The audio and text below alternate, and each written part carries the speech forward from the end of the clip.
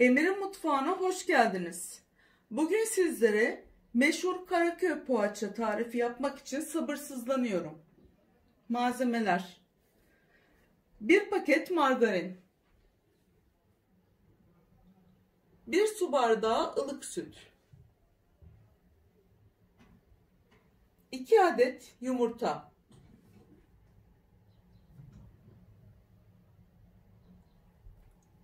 1 tatlı kaşığı tuz,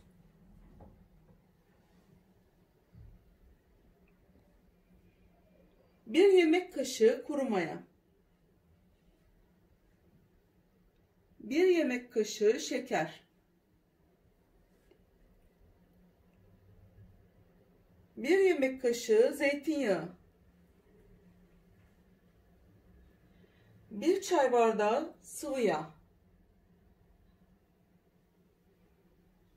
alabildiği kadar un, susam ve çörek otu.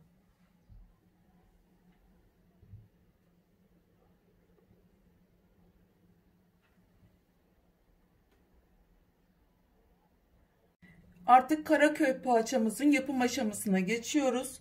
1 su bardağı ılık sütümüzü yoğurma kabımı boşalttım. İçine hemen 1 yemek kaşığı toz mayam var. Hemen onu ilave ediyorum. Ve güzelce böyle ılık sütün içinde erimesini sağlıyorum. İçine 1 yemek kaşığı şekerim var. Onu da ilave edip ılık sütle beraber açılmasını ve mayamın da daha rahat bir şekilde fermente olmasını sağlıyorum.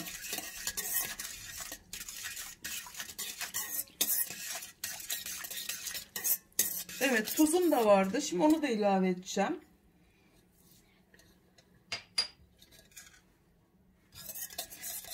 Evet. Bayağı bir mayam açıldı. İçine 1 bardak sıvı yağım var. İlave ediyorum. Bu tarif çok güzel. Aynı pastanelerdeki Karaköy poğaçasını aratmayacak bir tarif. Yapmanızı tavsiye ederim. Ramazan ayında da özellikle sahurda çayla beraber güzelce tüketilebilecek malzemelerden. Bu da zeytinyağım. Onu da ilave ettim. Görüyorsunuz, çok güzel oldu. Ve 2 tane yumurtam vardı. 2 yumurtanın sarısını, bir sarısı, 2 de beyazını içine ilave edip artık güzelce karıştırıyorum.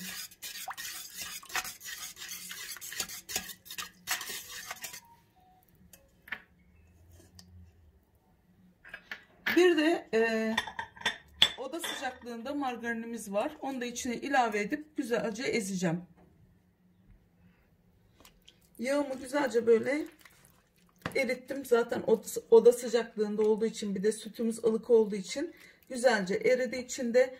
İçine artık kontrollü bir şekilde unumu ilave ediyorum.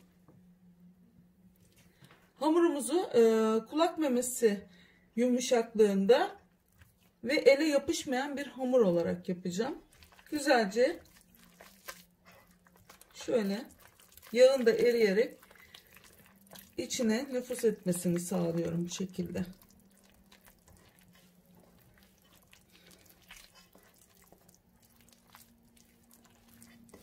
Görüyorsunuz, güzel bir hamur oldu. Yani olmak üzere, yavaş yavaş olmaya başlıyor.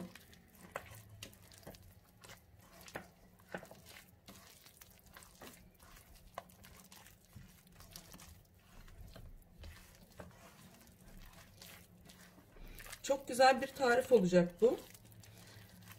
Eğer hiç yapmadıysanız denemenizi tavsiye ederim. Aynı zamanda 5 çaylarında çok güzel. Çocuklarınızın okul çantalarına, beslenme çantalarına da kullanabilirsiniz. Güzel bir tarif.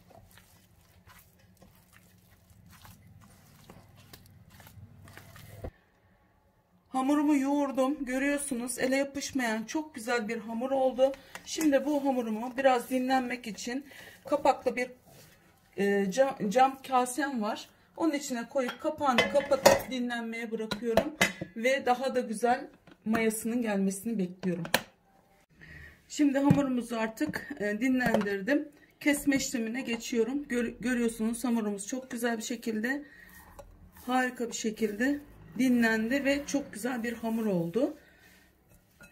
Şimdi artık işlemlerime devam edeceğim.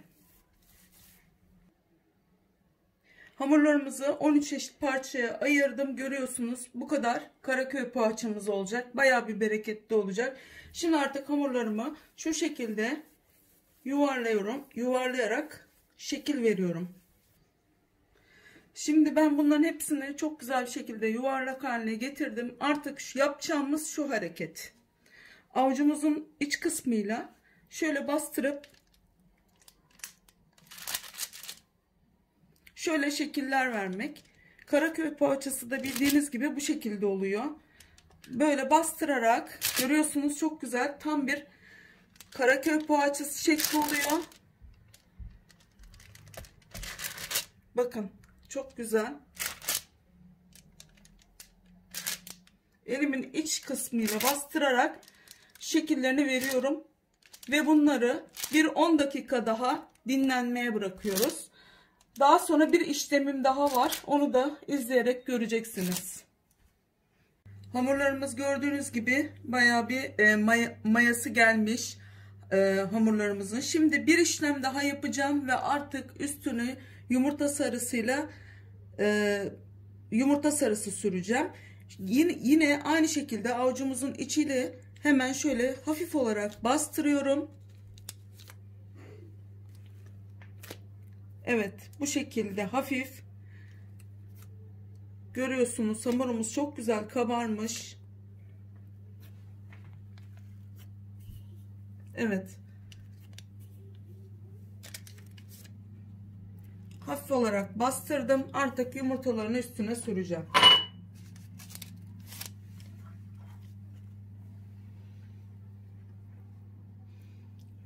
Yumurtamın sarısını hemen üstüne sürüyorum. Evet, yumurtalarını sürdüm üstüne. Şimdi artık üstlerine şekil veriyorum. Şöyle.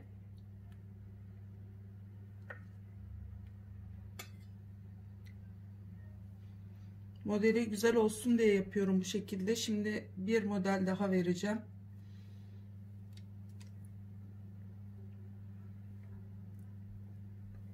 Şimdi bir de bu şekilde yapıyorum.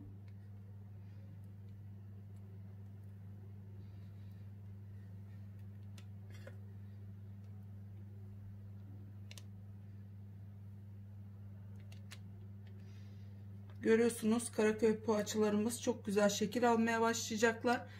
Ve piştikten sonraki hali gerçekten de harika olacak.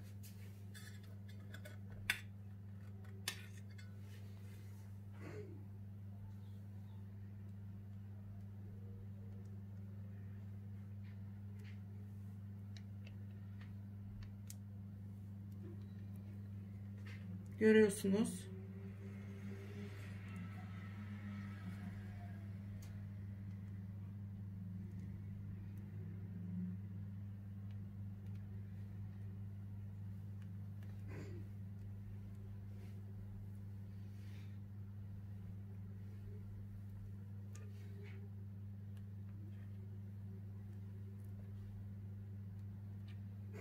Tamam, artık susamlarını koyacağım üstüne.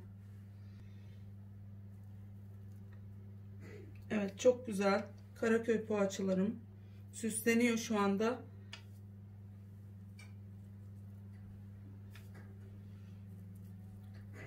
Isınmış olan fırınıma şimdi artık poğaçalarımı gönderiyorum.